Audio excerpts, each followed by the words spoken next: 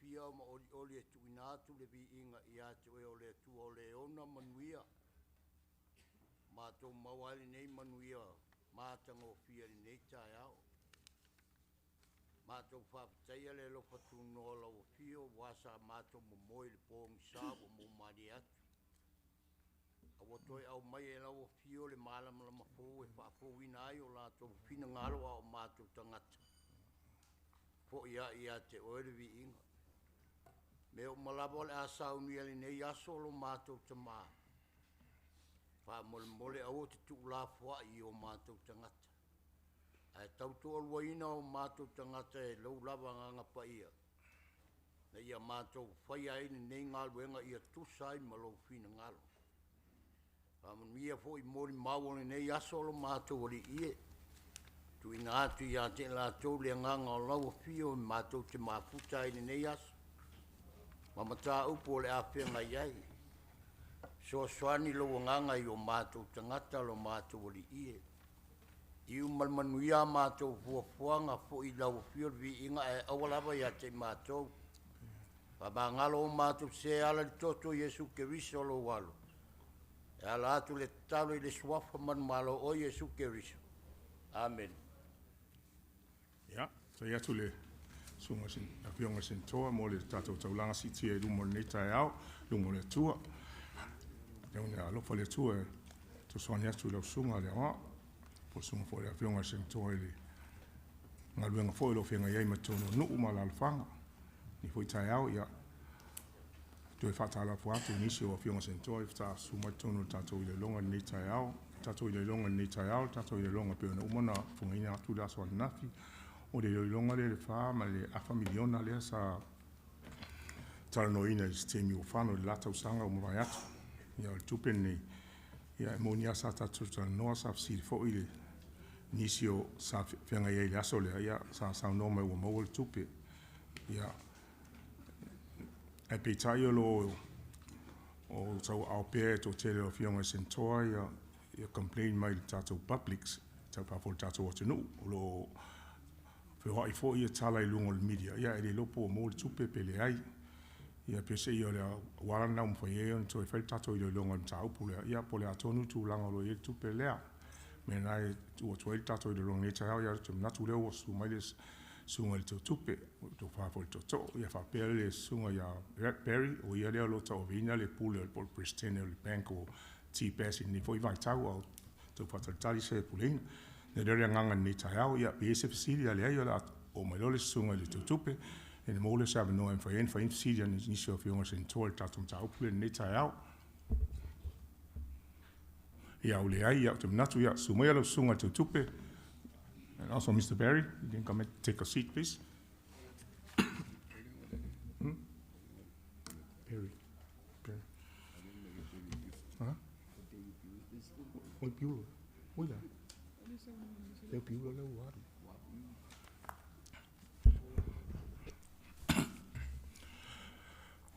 Ja, fatalo fatu leo sunga te tupe. E poi le sunga prestene po le prestene le tu mau foi le sunga ya Barry nei tai au. I inga man fatai lu mo le tuo mo ne ava no tato toi felo e ni foi tausanga fo. Mo ni atu tausanga fo mo Christmas i leo yonga le tupe. Ia va pele sunga ya Barry. Nei tai au le la latu la fionga le prestene me pa io le mota ia avea o fai msui o le komiti. Ia o te komiti foi nei tai au a wal tato ma tau pu lea. Ia te minatu e le umstato i le longa ua leo o tau au e mautal tu langa o tato. Mea lea ia ai mo pele ava no e te sau noma iai po le ase tu langa moni. Ia ona mo foi leo se ava no le sunga ya Perry po an fautuanga la fionga fo ia sentoa nei tai au a wata tom tau pule manisi me tupu mai sistemi luma. Ia tu atu have no le sunga te tupe mo sau noanga ia. Mo leo se ava no a fiona sentoa moni a lato fsiri. Ia e momuang whakuro aku le pio mau ka kamau na tunu. Ia o fionga kai ke komiki. Ma marua ngai le fio pleskenge ma a fionga sin koa ma marua komiki ngai kai a. Ia e whakaro whaku le anga le mana rofo le koa. O le ngaua kuaku i laua fionga kai komiki le kulanga o le kubelea sa siringia foi po le alkulanga o iai. Le afa inga na mo le kupe a koa lava kusa e wha ke si mar wha milionga Wa o mai le wha ke si mar koru milionga. O le kupe la lo ko koe ngei lo sa ili pea le au FBI. Koe se rau afe. Se rau kupu afe le kupe ngā o kau. Koe. Ngā kaungu mai mo le kupe ia au kuse iwa se rau lima sulfiku afe. Kasi se rau iwa lua. O le koru milionga ke si mar wha. Ia kaungu mai a te sema. Le asa suma lua. Ngā ro i le siaki ngā wha mongi ia le kupe ngā o kaungu aku. Koe pau le kupe leo lo sa ili pea e le au FBI. Koe se rau afe, lua se rau sifuru ma le fiku senge. Ia o se whapulanga ngā o kala le kupe ngā o lo peo ngā. O mai e fo i mai ke mo whango mo lau fionga, ma le maro komiki. Ia, paftai atu lau sunga te tupe, le whai whaafonga atu le mauta ni tai au. Hoi sumai le fionga prestene ma malu le fionga sentoa. O le wingala lau saunoanga o le ua tau nuu mai nā le whāte se tolu miliona lea lea o e pere se lau afe lea. E se rise na wala inga tau fi pere le FBI il tupe lea. O i le bank lea le amaia le mea lea. E se rise. O le karangonga ma le FBI. Pei al paulo le kupe wabe ese mai rungo le kupe a koa le wha ke si mat wha O le lea kausa i le FBI. Ia ila ko le kuple le vaanga le wanga ve se kupe lea. A wa pe ka ngwaku le i FBI le ave se kupe e mo me umara kupe. Okay.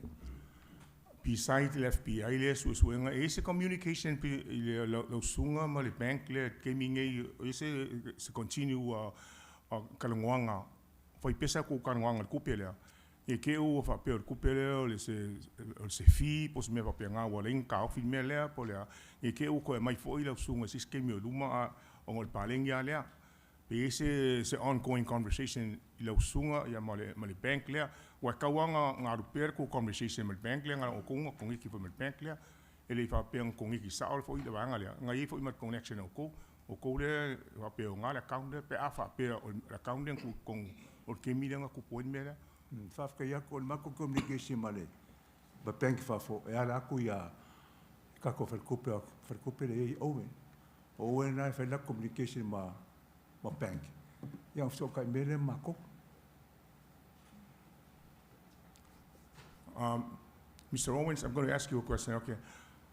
When we do the communication between the bank that the money is going to, and your bank, and the originator, I think that you still have a continued communication, because in order for you to send something somewhere, the originator of the money is supposed to connect to the destination of where the money is supposed to go. So when there's when our customer intends to send money to an outside financial institution, there's typically no communication between territorial bank and that receiving financial institution. And the reason for that is because the accounts held at that outside financial institution are private and privileged information. And so in this scenario, when we would call, Wells Fargo could not give us any information about the account holder, deposits, because that's protected by privacy law. So our communication is between territorial bank and our customer, in this case, Treasury. So how are we going to get the rest of the money? So that's going to be a criminal matter.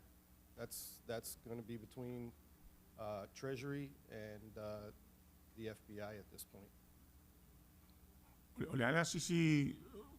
Lasa o ko lalo lo sunga le Treasury wa scheme mo le sene ku pe fafo. We constantly sending money out of island, but this case there was some glitch that happened, and why it didn't go through in the right way. But if something happened like that, how are we going to get this money back? If we go depend on FBI, and it's going to be an ongoing thing for many years to come. If we don't try to pinpoint this thing. It's $100,000 is not small money either. It's a lot of money. So we, yeah. Then kan ngaku lau fionga. E paungar so ka ingo mako o le FBI a ngai i le bank le West Fako. Na na fo I makkalwa ma FBI fafo. Ka ko agent I San Francisco. Well, o lau kat ko ngunga pe fai PS communication o ko officer mala ko leu sa ngongi sunga ya elese kan elese la ko se la ko line of communication mala ko langa ele nga hoila ko tap into the records. Ai nga o ko leo nga le account there. But me there some mistakes is no account.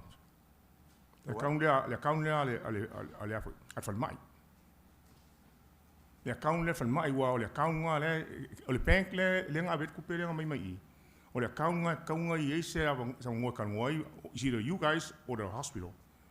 It's where it could be now. I mean, if we depend on the FBI, if we end up there's supposed to be a fee, so we can get this thing out of the way and get it over with. Okay, o lo po se film le like I said before, olaya investigate the FBI at kulang at kupela. Yeah. Mola ba usili ngi kem se kupela ngo ya fionga sen ko pesi sin ko ba ku se usili skemi mo ya mola ngo fionga sen to pesi se fia fasa sa no na tu lango ta som jau pula so ko ya after tele la velos yonga tete ko bit tu lo ule fio va Matila le tu do yonga prested ita ya fata la fat fo e stato mul maule yonga te Treasurer to fire Malemo so ile ule TBAS falong atu le tam fai mela vale sugal Treasury pa mamla mai le tulanga le se la wa fele ala foi fa foga malu o le TBAS nga famile mal bank le fa o siringe foi la le sunga suyo le Treasury bank elem faina release my full information winner tagatale private information elem fai o ila le e foliga lo le winga elem faina release my ngol tagatale account le nga back to tu matangata na fai atu le me e sangro mele fa boila o le sual Treasurer la engata ila to maros alfesiri la o ai le account le tangata le signing to pay fafo tu sale who send the money outside no Mr. said that they cannot communicate with the bank outside regarding the private information.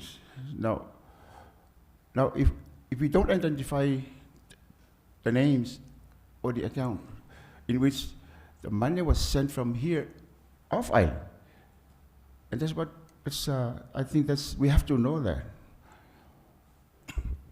because Sorry. Oh, yeah, Mr. President. Send the money out. Whose order? The Treasury order you to send the money out, or I want to understand it. Yeah. What's the transaction? So, Treasury uses the bank's online banking feature. When you talk about Treasury, who? You're referring to Malemo? Department of Treasury in general. So, the Department of Treasury has authorized individuals to transact on behalf of. Oh, are you talking about individual? Who's individual? At your bank, our bank here? No, individuals at the Department of Treasury. Ah, okay. Yep. So they've got credentials, which they're able to access our online banking system. One individual would input the payment. A second individual would review and approve that payment. Okay. Once that process is complete, it comes into the bank system and it's processed for the nightly outbound payment. Did you inform the chairman of the bank in any transaction like this, especially amount like this? See, I'm sitting next to the chairman of the TBAS here.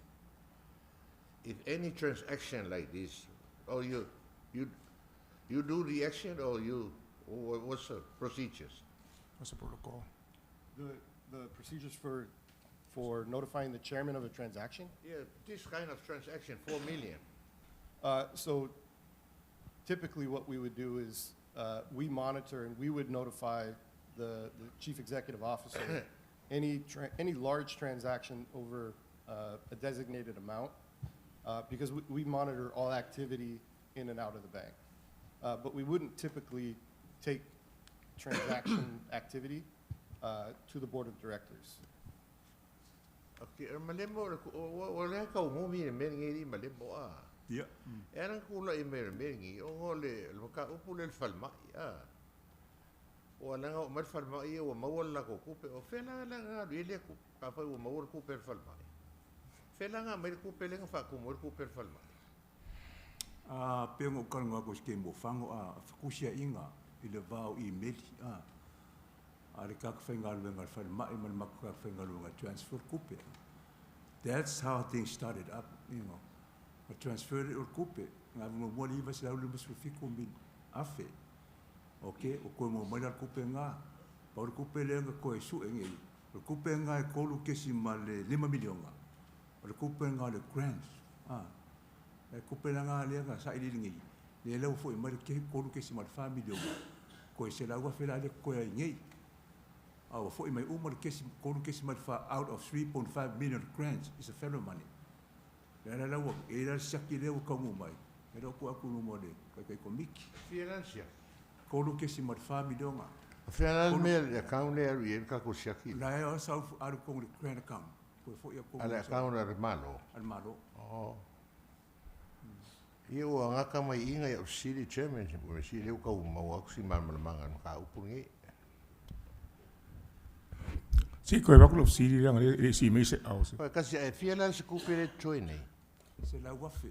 Ko se la wafe lo se la fulu. se I va ongi e ko ka mai sa city fa ko no city ai city mama e mama la mo le ku kire o fa nga se kupe ongi kupe sa Ele ai. ya fa ftai Ja. Junga sa tele. I have a question for you, Mr. Owens, the CEO of the bank. You said you have no communication between you from our bank to the financial institution, Wells Fargo. Is that correct? We had None whatsoever? no, we had a significant amount of communication between So Territorial Bank who- and Wells Fargo. So who do you communicate with? The manager of the bank or? So in this scenario, money was transferred to Wells Fargo. In that transaction, we would not contact the receiving financial institution. We would not contact Wells Fargo. We did contact Treasury just to confirm the transfer and the account details were correct because of the amount.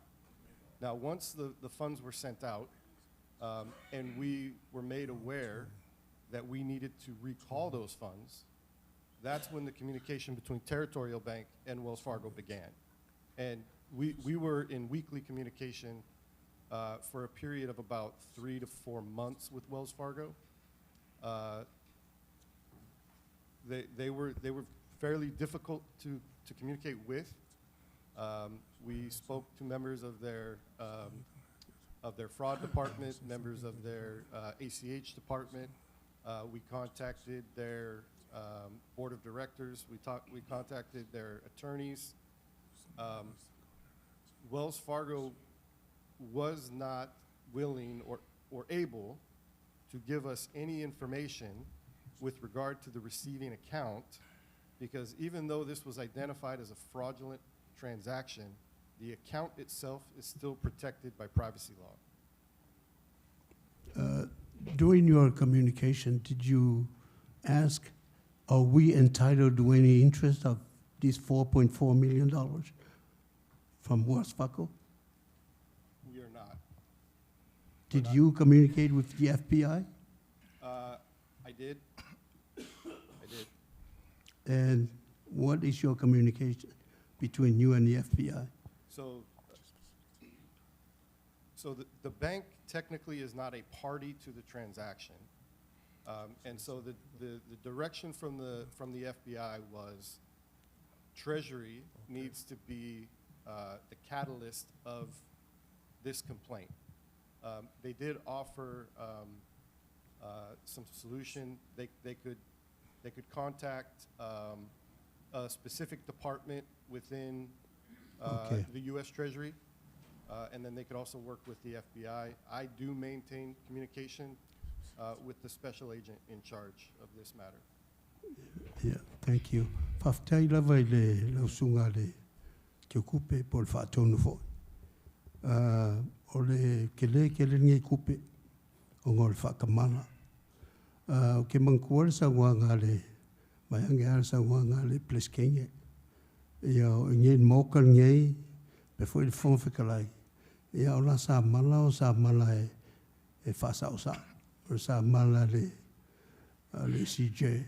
Por famsingo ya fa samala le lokai o foi le walo fa foi il moka I lau sunga le ke kupe ke le me ia wali ali mai ya pe o sa ngor pleskenge o me siringa we sa ngor ke le o fa nga as kupe le o le 5.4 millions wa o le mangakua lo ke le fa le o mai moka ngai wa ye fa le kong le o masalo mia lau sunga le o kala mongi a se I whamalurua. O lau whesili foi la, le ua maua le vangoa, pea ngā whaiak, o le maukal nge o le akungu. O whori ko ka mai lau sunga I le, I whesili pea whaiak, wangai mamā. Kau foi ngā mamā le akungu, le whaalongolongo mai. O lau whesili mua. O iei sa un konke lake kongo le malo. Konke lake lea po le whaifale po pisingisi. E le inga o konkaraki kongo le malo. E le sa o konkaraki kongo se malo. O partnership o e masesi konke lake kongo le malo. Konke lake kua po... O ke le partner foi masesi se kongo, se konkaraki kongo se malo. O whawhikai. Le whawhonga mai la ku. Whawhonga mai la whai news ma kakohu ma. Le ai e les konke lake le ke o kupe kongo le. Le mele olo i ngei. Wa le mele po le ai la ku. O la sunga le... O le whaatonu ai mesiar ke unga o loa le kungu. Ia ai olo I mea ia konke lake. Ia wa conflict of interest. O le si au whesiri. O ke le mālawa e ka waku. Le fōua I lunga le ea kulanga o le. O le whamalanga inga lausunga ma le whalitua. E mongi lea I le kupe ia e whanonga aku walaka le kolusfulu afe ia kupe ia whamalanga iengi. Afa pea lava e sao kulanga la ia. Le ai, e le se meo ia ia o leo mama pea ngo whaiaku. O le whale ngei e avese e foi le venga mawha I lau fionga. Ia o lau whisiri nga. O ke reo malanga I malanga I pau malanga I malanga I au malanga I. O whongo le malo. Whongo le likaya. Whongo le likaya. O kupela ia po per dim lia mo e lau sunga. O kupe ia e whaakupe ai lau whamalanga inga. O lea lafa. Ma ko whakongo e mako puti ma ki oi. Malanga I whakongo mai riko wanga pia mako. O le whasiringia la kungu or ke leo le per dim. Luas furu afe mon kupu pesa o lea. E le kasi se malanga o malanga I whafu. Ke le malanga o mai whafu. E fo I malanga li kaya mako I whafu. Ia. O wa uma whasiri o lau whaukuanga. Ia kaukuanga ma o kouia e mese aku mukumu o le malo. E kusai o whamalanga inga ia. Ango le whui ka ua I malo wharkua. E ki le whui sanga ia per di mga moa. E whai fōfua ia e ku ia le ko whāma le whaukanga. Ia malamalama la ku. A whawkai aku moni kai au. Leo malamalama o ke lo whoi leo malamalama la ku. Ia kusai o kulanga ia ngai lunga le social media. Ia banguia le kako whonkanga. Hei, whiunga kongiol. No whiunga le whatonu I tupe no te whaatoto o Malemo. O le whirimumua. O le tupe lea na mafua I se ao na talosanga e lou ofisa le ave I fafu. O aina mafua ai na talosanga ina le tupe e ave I fafu. O le karsanga nga mai e le whalimai. O ai le whalmaina au mai na talosanga. O le pōre whalimai. O le board. Pōre whalimai. Ai tauna istanga te sainia le request I te uto. O ai le tangata tonu al nana sainia le request le ta ue email ia whelafua. Amako. Al whalmai. O le lako CEO. O CEO whalimai. Te mi leo oi o CEO. Sa ele ke ngele leo wanga le ka le mo. E kuskusinga. Momo atu I lo Emsley. Le ai le o. Kua mai o Emsley. I. Ai le I alwaku I ai le tua.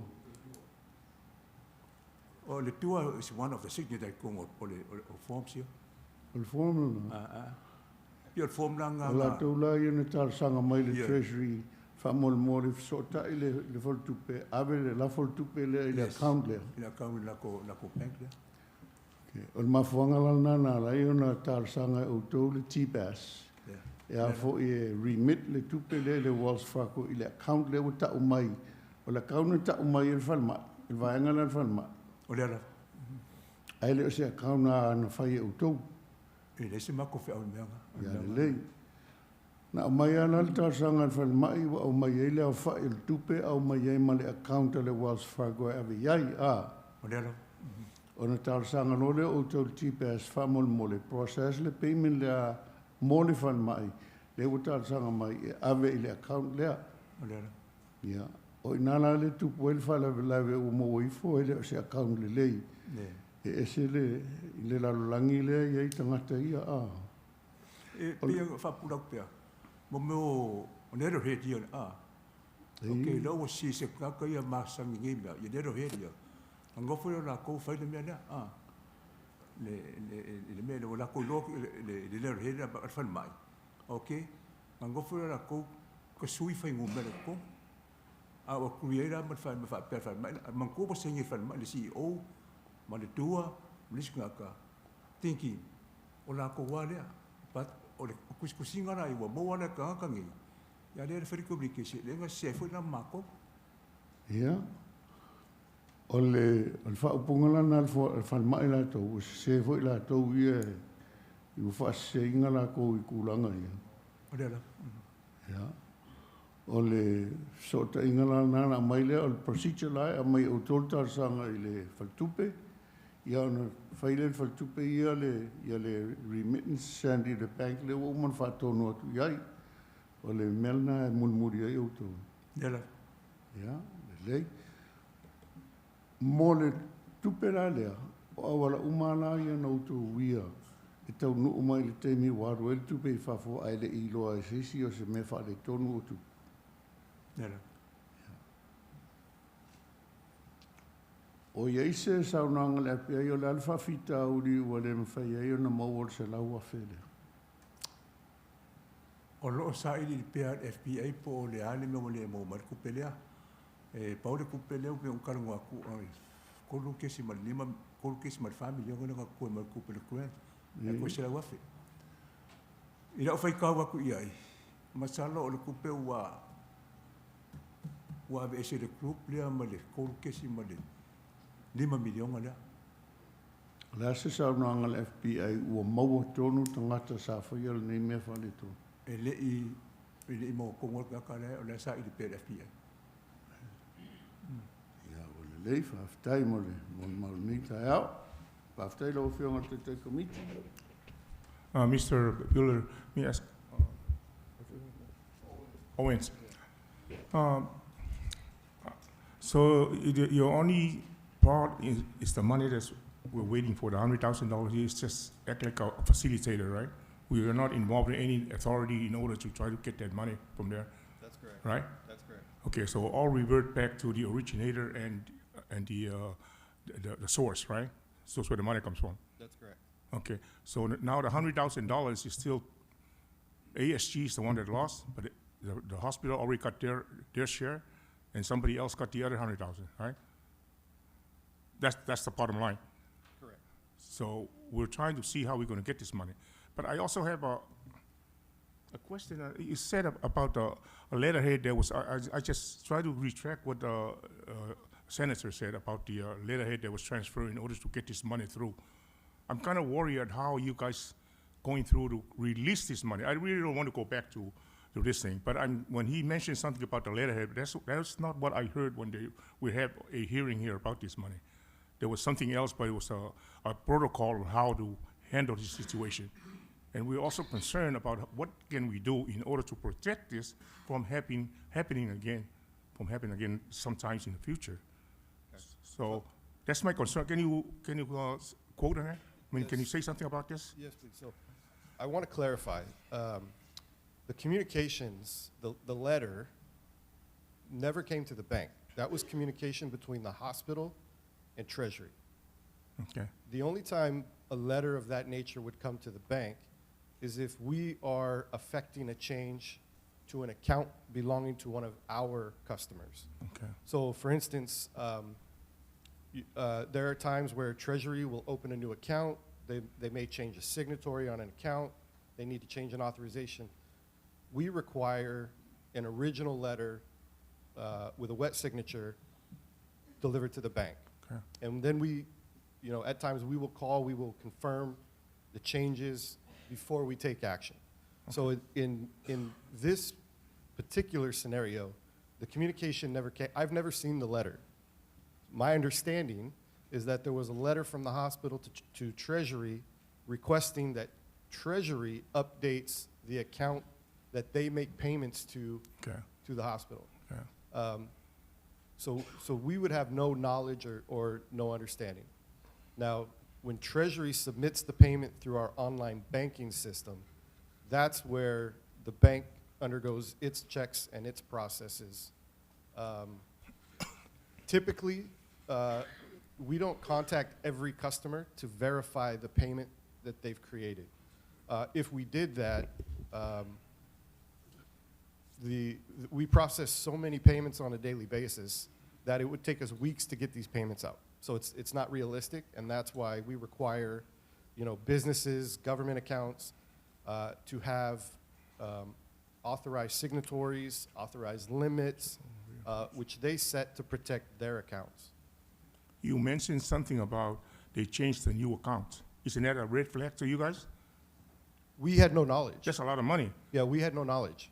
Again, if Treasury comes to the bank and says, hey, we want to change an account with Territorial Bank, that's where we get involved. And that's where we require proper documentation, authorization.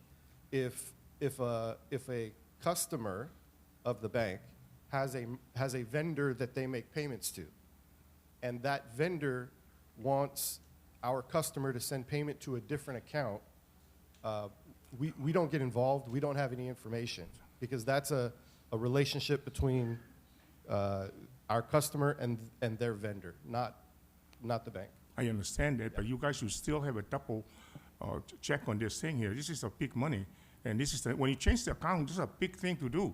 You have to go through the whole verification again, But we have no direct knowledge of who these vendors' accounts are. All we have knowledge of is our customers' information. In this instance, we did contact Treasury. Because of the amount, there was a verification with Treasury. Lo fionga Treasurer. To se la wafeta to tupele toy. To the not to use its water to wrong. I tell you, I don't fight, but I'm just requesting the president, please redo the verification of this. This is 2 times during my time here. Okay, so that's too much. Okay, and that's a lot of money. Lo sunga Treasurer. O se la wafele toy. It's a ongoing pillar in the communication lo sunga. Malifan mai. Elese involvement in public involvement at the bank, or the facilitating a process of information and for young release much to pay. By all 4 years, it's a big money. So you guys have to still work with the hospital and make sure lang ola ko yung account. o elai o le Treasurer i le account na e ui e koesko awala I but e less for the concern at mai wa wa ku la ko kope but le rise le ya se la wa fele lungo le street me na le kango ko I ni ka ya lo sunga swiss ya o ku la fo ir ka ko mele ku I per ku langa po le al ku langa mele inga ia uma le fa uma mele ala le msonga le mu no fuanga wa umoi fo ale fa nga nga ka sela wa fe ia ngale le lo nga ka sanga ni ka ya ku langa ka ko sela wa fe lo ko I fiona prestene Malemo e yengi ai kala fual malo I ngai vendors lo yengi. Ka kele o kongi ala ko pili ngai kampangi lo. Oro kangi fia mo in kupi. Lo ia ai kala fore. Ai con kala kele con kongia. E kusa fia se uefo ai kala fu. Ele mau ga ki un fingo me ai kala fore. Ai. Ala e con kongia ku be mo ko. O ke sa racing ele mako fongo le so kalai. O karongo fo ya o ka upongi le kai mi o ka ko fongo le kaya. Ka ngai I vengi fa o ngai sainga. E kelinga private. Ala na oi o loa. E ngai fe mede la si le ka ngai. E spulu lima pesenge e lusi ka ko. Ko kongi lufu lima pesenge fa commercial lai. Longa lua. O kili o ka rental rio wa vaingi lai private lai seki. So we're losing money, Malemo. O ka rental lai e kaunku ale R. Rental. Ia babai, wero o aku ngongi, e kau mawhai e. O kile mga e siri aku rea ka mamai o sainga ia ka koe, o ngona moku ringi. Babai, ia ka rental no mengo uri, o ka rental e sainga. E ka kaun ka ngai ere ko ofisa e me whapea. O kupe ngā le malo e kaunga ao. Kere I o ka ko kupe kaunga o ngāri Malemo e whao ngāi me manga, o ka ko malo. O koe kua lano re koe wako sile e wa, o ele. A fai o le fai e leo, leo le fai. O le rola poe a kua ele ku. Koe kasi le fisiri anga o malo rola e Malemo. E wa lele leo ka ngo mai ele. Paramount. Sa kongi se kiuki. Nga asese le mako vanga custom le. Ora a vir kusi o me kongi la ko excise tax. Eu me ngile kongi se me. Au a vir kusi o me kongi la ko tax I dungo do on mana vale. Fa fenga release pa fele o kongi tax. O fa penga o treat uma fa penga le kongu. Kampangi o mai. Ele ai ava pe me se me mai fafo skava le mai fafo ele a fore kangaka e anga ku le rava ngoi fai pasha pe me na kangaka o kele o lopo fe ele o mai ele e skula fo ngoi fai pasha pe anga e mai o lau ka vale ke fo ringa ko ngi kiuki ko mo fa lau ka vale vai kai me mai e ko ro afe mo ko por kiuki e chimpa I pay at one time. E mai ka vara nga ka we mara fu fa sa u lo kiu ke le ko ke ka ngu ako la fi ngol pleskenge o le posite nga sa wai yo fa ku ya fa o pe le pa lo pase ngol ka vara nga ka ya e ave pa sho pe me ko ngi mai nga ya uma le pa le ko ngi ka vara ka jam Punga fonti so me la fiona ya so dia no ko mai lo yongal ai ka komiti mo foi vacar vaco sulo e pion a presen an malu ka mau no mai foi lo sumale ai se o kupe ka ko malo me Samoa e malang sunga mai TBAS a ka te ya ko Malemo Rau se li mo Malemo famo o lo sunga e foi eu si a conto ina Olha le ai si a conto ina ka si le pu renga mai ka le si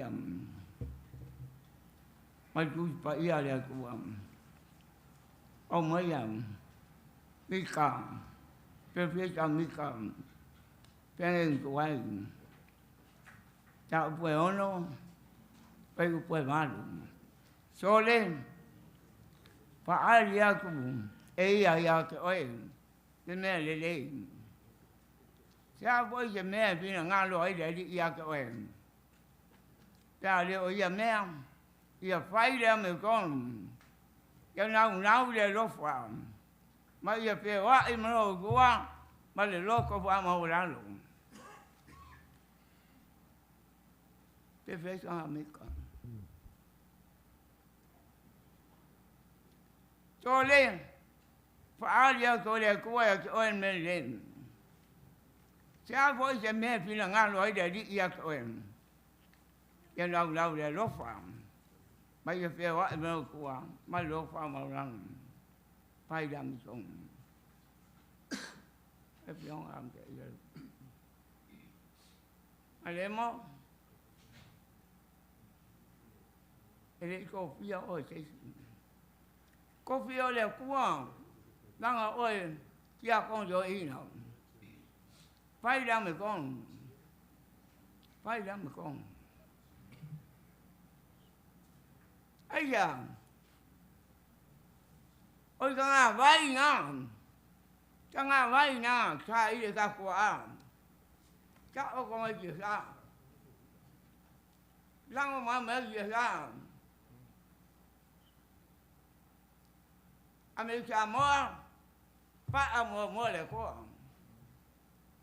mấy đây các con, ai ở đâu ngang ngõ phương qua, ngã lộ qua, cái ngà vay. Pak baik aku le kuang. Kamayan. Singa. Koi pawang ei ol maukam. Olo mau lunga ngei. Amerika mo benga malo ako ala lang ya ko. E paro kai.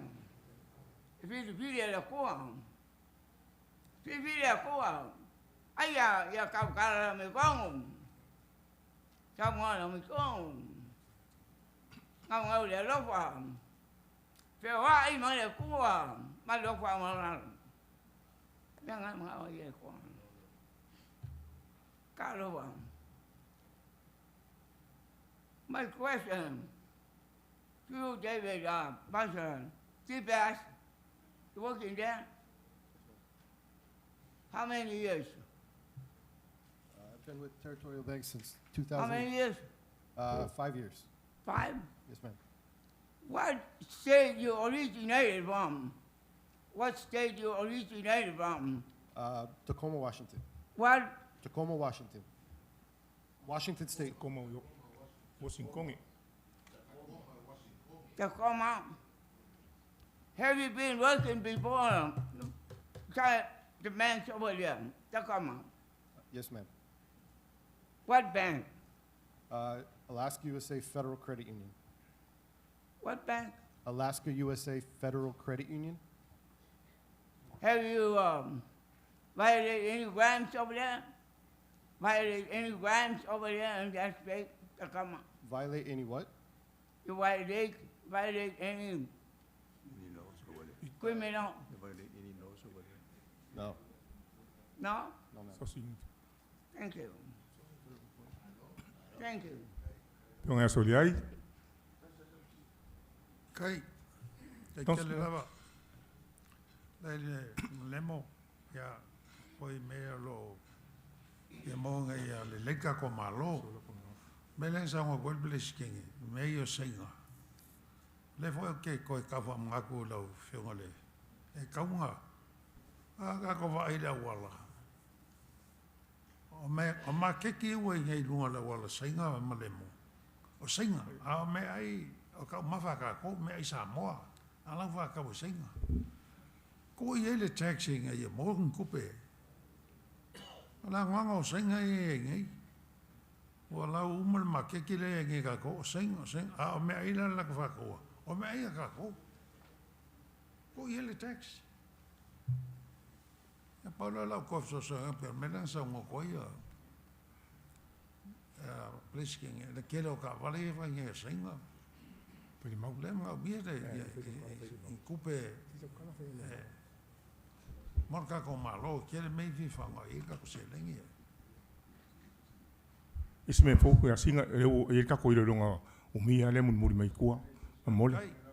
Pupula le ta uele le fa nga o letterheads afal mai insert ai ngo tata. O fena indice dei le mele fa mole la velo sugar tu. O ai le fa nga letterhead afal mai.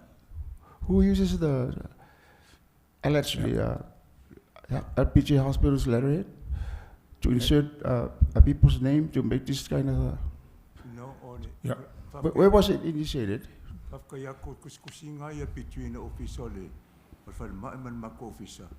O le head langa o ia ka mai la ke ba ia kulanga la ia ia ngofura ko ia ka ngombai pi ia ka ko fal ma communication langa mako officer ma le yang walu da uli ile res nai ai le singa ni sharing se Sai pule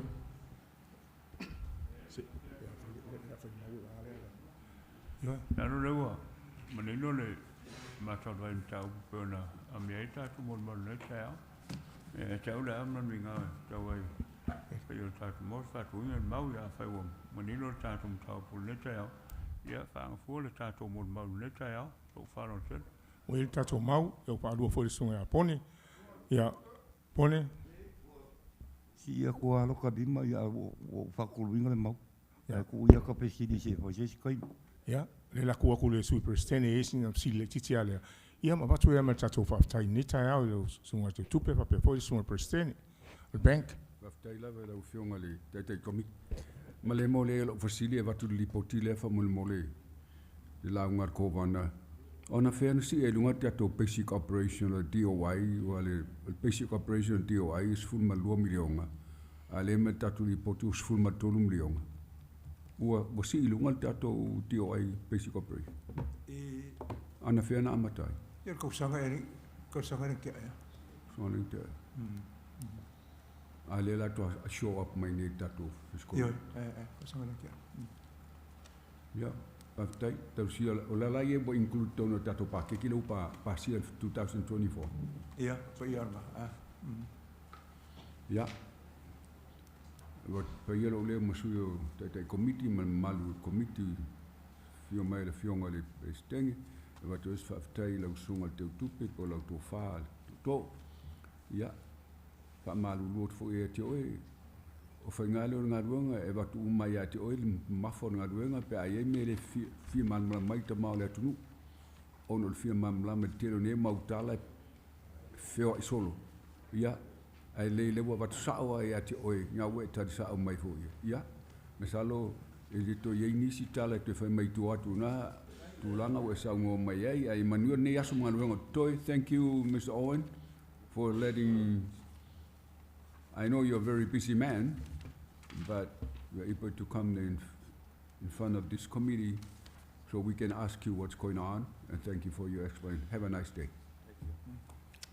Ia makule mai maru pu enga ngi kaiao se ma fam kalanga fo I wole kar fenga I wole fa mari nga fo fingaro ko fionga ia ler ka ko o mau ka ngi ka ko fa ia ili ako ko sa makat ai sa nganga ples ke ngi ora penga nga kikiro ia fa o pe o se rawa file ra fionga le ka ke komik ile ile o moel ma ko office kanga ngolo su e pe lava po la lava ia mo lava po fea le ku langa ia ia ngoro ko mai fu ra ko fionga ngi ka ia fa ko kere mo la ngoa ia mo ngi fu ngal be ngoro afenga ia ai